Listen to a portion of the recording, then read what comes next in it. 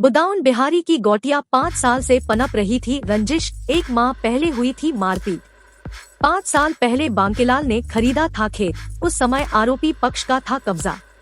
बांकेलाल की हत्या में भले ही कुंवरगांव थाना पुलिस अभी किसी नतीजे पर नहीं पहुंची है, लेकिन शुरुआती दौर में यह पुरानी रंजिश में हत्या का मामला माना जा रहा है। बताया जा रहा है कि जिन लोगों को नामजद कराया गया है, उनसे 5 साल से बांकेलाल की रंजिश चल रही थी। 1 माह पहले दोनों पक्षों में जमकर मारपीट भी हुई और दोनों तरफ से एफआईआर भी दर्ज कराई गई थी, लेकिन थाना पुलिस इस मामले को हल्के में लेती रही। अंततः इतनी बड़ी वारदात हो गई। बांकेलाल ने करीब 5 साल पहले अपने ही गांव के बिहारी लाल से करीब आधा बीघा खेत खरीदा था। यह खेत नामजद आरोपियों नेत्रपाल, गंगाधर, दीपचंद्र और भूपेंद्र के कब्जे में था।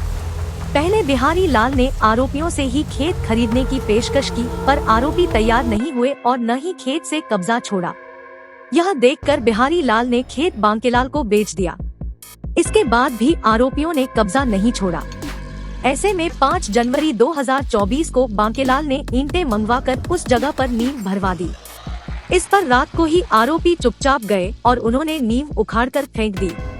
जब दूसरे दिन बांकेलाल खेत पर पहुंचे तो उन्होंने नींव उखड़ी देखी। शिकायत करने पर आरोपियों ने उनके ऊपर हमला कर दिया था। इसमें उनके छोटे भाई राजपाल की पत्नी शीला का हाथ में फ्रैक्चर भी हो गया था। इस पर बांकेलाल ने चारों भाइयों के खिलाफ मारपीट, गाली गलौज के आरोप में एफआईआर दर्ज कराई, लेकिन बाद में पुलिस ने आरोपी गंगाधर की ओर से भी बांकेलाल, राजपाल, भूपेंद्र और शीला के खिलाफ भी एफआईआर दर्ज कर ली थी। इससे आरोपियों के हौसले और बढ़ गए। घटनास्थल पर पड़ा मिला कारतूस। जिस जगह पर बांकेलाल की हत्या हुई, वहां पर 315 बोर का कारतूस भी पड़ा मिला। अनुमान लगाया जा रहा है कि हत्यारे असलहा लेकर आए थे, लेकिन उन्होंने गोली नहीं चलाई। उन्होंने केवल किसी धारदार हथियार से गला काटकर बांकेलाल की हत्या कर दी। 2 से ज्यादा हत्यारे होने का अनुमान। बांकेलाल की हत्या करना किसी अकेले की बस की बात नहीं थी। यह भी बताया जा रहा है कि बांकेलाल खुद अपने आप में दबंग प्रवृत्ति के थे। वह गांव में किसी से डरते नहीं थे। इससे हर किसी की उनसे बोलने की हिम्मत नहीं होती थी।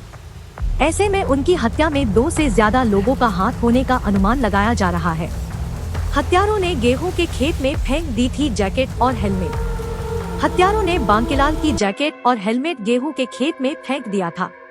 जब फोरेंसिक टीम मौके पर पहुंची तो गेहूं के खेत की तलाशी ली गई। इसके लिए कई पुलिसकर्मी और गांव के लोग लगाए गए। एक तरफ से खेत में खोज की गई। तब किसान की जैकेट और हेलमेट खेत में पड़े मिले, लेकिन किसान के 2 मोबाइल नहीं मिले।